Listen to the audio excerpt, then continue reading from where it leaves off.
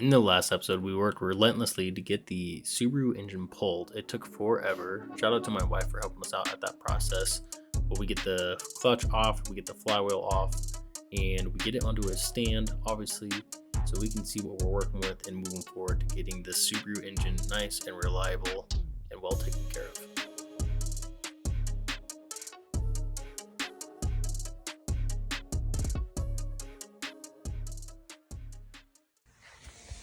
What's going on, guys? So haven't really been doing much recording lately, or haven't been uploading, obviously, and not sure when this is going to be uploaded, I'll be honest. Really bad at video editing and getting that done. My computer's not the greatest. It's been kind of putting a hinder on things, but just gonna try and video for you guys. This is less of a DIY video, but more of just entertainment for you guys to watch. So hopefully this is entertaining. You guys enjoy this kind of content, and will help you guys with your own Subarus. If you're new to the channel, subscribe, like, follow, all that stuff. I've got my Instagram page. I'll try to remember to put that in the description. If you're new to the channel, we are working on a 2012 Subaru WRX. It's got this nothing, just all stock pretty much, 5-speed. We are putting some tasteful, reliable mods on there. We're not doing anything as far as like power right now, like nothing like big turbo or anything like that. I think more of the direction when we go with that will be to do a STI, or me and my wife have even talked about doing like an Evo 8, 9 or 10, something like that. Hopefully you guys can see this pretty well. We're gonna be doing the valve cover gaskets, and that's what we're doing. We're doing valve cover gaskets. We're eventually gonna be doing the timing belt. We have the rear main on the back. If you don't know what that is, that's this ring right here. Hopefully you guys can see that pretty well. That ring right there. That's the rear main seal. We've picked up one of those. So yeah, valve cover gaskets. We already did spark plugs on the motor once before. I think I'm gonna pull them out just to check them, make sure there's nothing wrong with it. And if you're really new to the channel, the whole thing that started all this was we wanted to change our feedback knock sensor, which if you want to see, attaches right there. So it all started with that because we have an access port. Bought the car in May. It is currently January. Drove it around for a little bit, and then it's been in here for about 2 months, a little over 2 months now. Yeah, around there. And it's been in the garage for 2 months, and that's because we wanted to figure out what was going on the feedback knock, and we get good gas, and I kind of was watching everything else on YouTube and reading the pages and the forums and asking people who know more about these cars, and really just the answer was like not really sure what could be causing it. So we're gonna go with doing the knock sensor, but right now we're working on valve cover gaskets. So for that, obviously we got some gasket sealer. I just got the Permatex stuff, the gray, but this is the ultra gray for the Permatex. And then in this box down here, we have got some of just the random Subaru goodies. Sorry, there's like a horrible camera angle while I'm talking. But yeah, so in here we've got I'm very much a OEM type of person. So these are OEM, went to the Subaru dealership. We got 2 valve cover gaskets, and then if you don't know, you have to do your spark plug. That I'm only seeing, 3 of those stapled together. There is 4, obviously. Here's our 4th one. So all OEM. Yeah, let's go ahead. I'm gonna get the time lapse going. You guys can hopefully enjoy, and grab some popcorn, grab your favorite drink, and enjoy.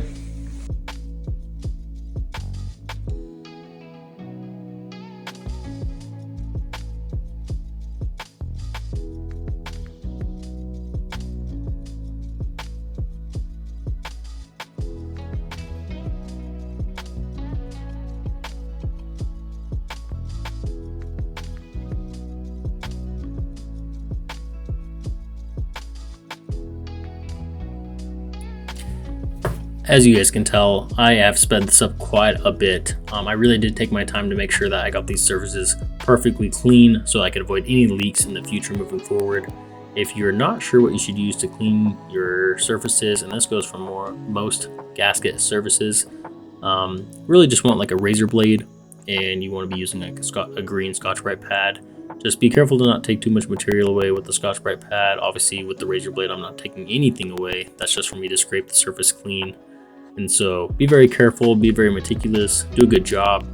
That way you don't have to come back and do something twice. And obviously brake cleaner, that is going to be your best friend here. Really just make sure everything is removed and taken care of nicely.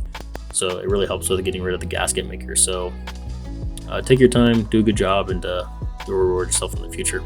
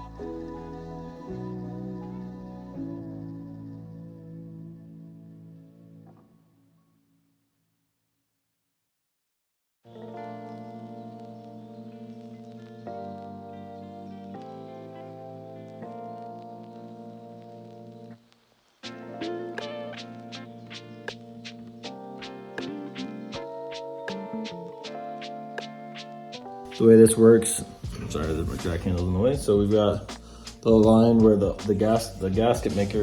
gasket goes, which I believe is, let's see if it's this one. Anyways, we're gonna get the gasket. We're gonna put a little bit of gasket maker, just a little bit of that gray gasket. Again, I have the Permatex. I'm gonna put just a little bead through those lines along the outside and in the middle where the gaskets for the spark plugs go. And then we'll put those in, and then I'm gonna make sure, but I'm pretty sure what we're gonna wanna do is also put like a light thin little bit over that, and just a very, very thin layer of gasket maker over that. Nothing like, I'll kind of show you guys what I do with that. But that's how I'm gonna do it. I'm not sure if it's the best absolute way of doing it, but that's how we're doing it today. So that's what we're gonna roll with, and keep you guys posted. I guess ultimately if they leak, worst case scenario, you have to change your valve cover gasket again. So that sucks, but we should be good to go on this.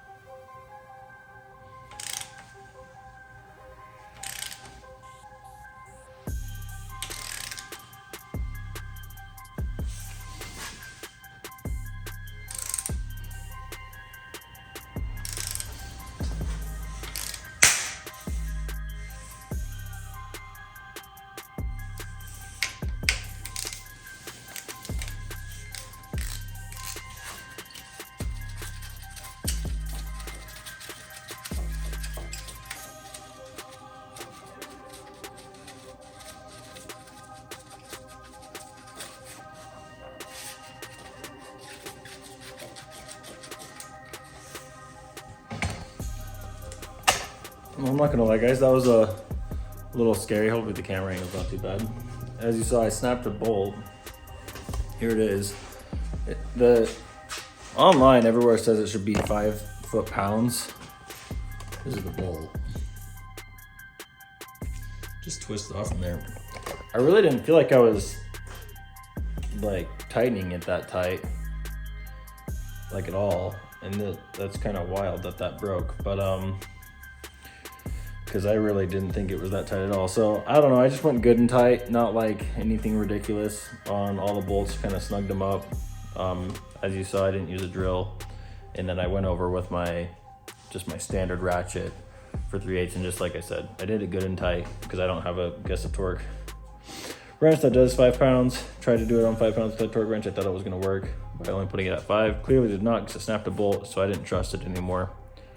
And so I tested it on a different 10mm bolt and it seemed fine.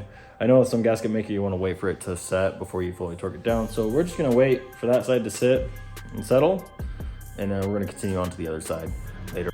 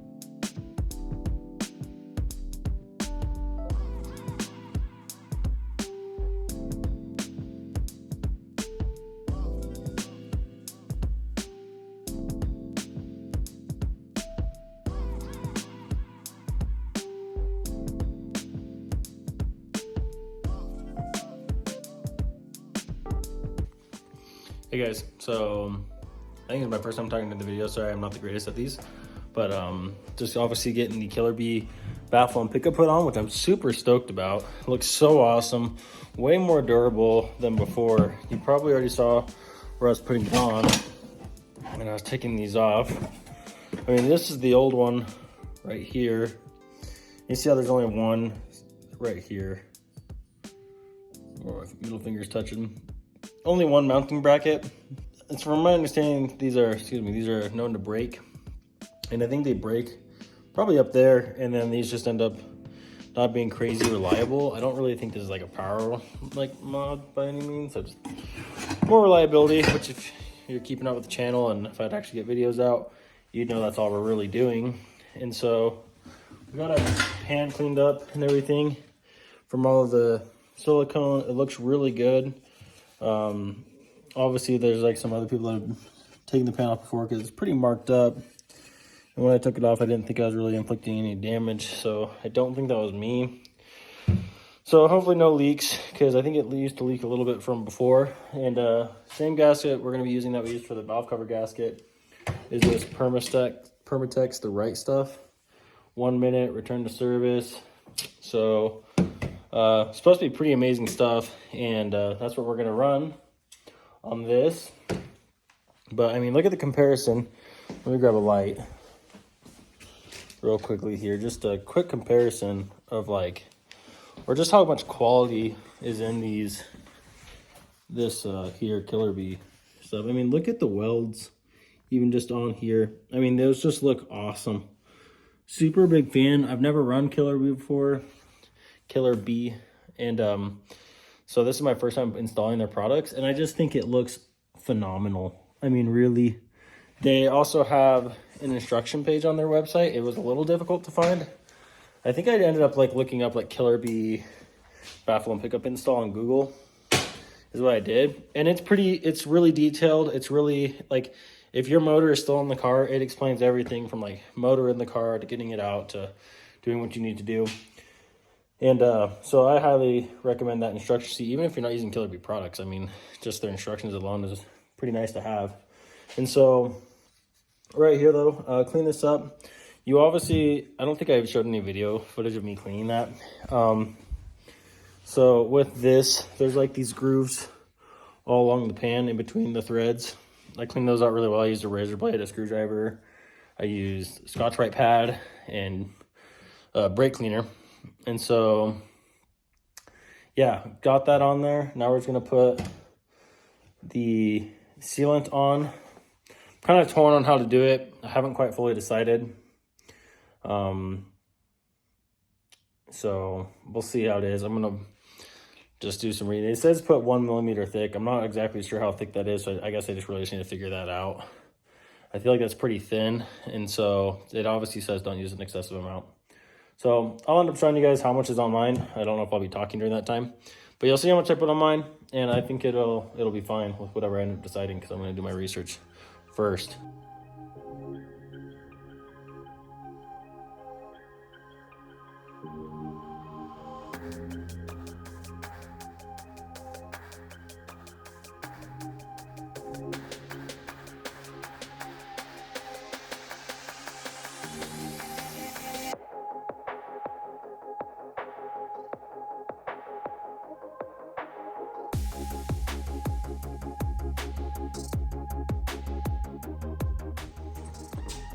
Okay guys, well, I got my silicone on, and I think I forgot to start the video when I put it on. Got my pan on, and I have my silicone on. I think I forgot to start the video when I did all that. I know you guys got to see the pan on. I'm talking about the silicone. But you can see I got it was a little fat along this edge, but I mean, right around here. I mean, absolutely freaking perfect. So, pretty confident with my silicone job. And then if you saw me when I torqued them down, I just started here and went in a crisscross pattern. 5 pounds of pressure, or 5 foot-pounds, is not a lot, guys. So hopefully you maybe saw my video where I saw my hand well enough to where it was just like, you just hold it enough, kind of like in between your hands, and you just turn it to where it's just nice and snug, real tight. It's 5 foot-pounds. We're not talking 20 foot-pounds. I might have done mine a little over, but we're there. That's how it's gonna be. Hopefully there's not too much gasket maker that ends up falling in the pan and blowing our motor up, but that's just because I tend to overthink things. I think we're gonna really be okay. So I'm not worried at all, honestly. I'm pretty stoked about that. So if you guys are looking about doing this, hopefully this is a little helpful. The OIL baffle and pickup are the same torque thing, so same torque specs, you're just kind of tightening it with just your hand. And so turned out pretty freaking awesome, pretty stoked. Just a few more things left, guys. I mean, the next thing I probably will be doing is a timing belt here, and so I'm excited to do that and show you guys how to do those on a Subaru. They're so freaking easy. I've done one before. This will be my second one, to be completely honest. But you can watch 400 YouTube videos on it. Obviously you're watching mine, and I'll show you guys torque specs and everything, making it 100% correct. And I'm pretty excited about that. So anyways, thanks for tuning in. Appreciate you guys. Just gonna go ahead and get the shop cleaned up, just because I like always having it clean before I leave. That'll be able to dry overnight. That'll be good. I probably won't put oil in it for a couple days regardless, just because I won't put it in until we drop the motor in. And so that sealant will have plenty of time to dry. Check your sealant to make sure you don't torque it down anything crazy about what you're using. Your gasket maker is what I'm talking about, not sealant. Just because sometimes there's some gasket makers out there, I know that like you have to wait for them to dry a little bit and then you can torque them down. This one sets pretty quick, and we're only doing 5 foot-pounds, so I don't think I really had to be too concerned about that. So anyways, thanks for tuning in. Appreciate you guys, and we'll talk to you later.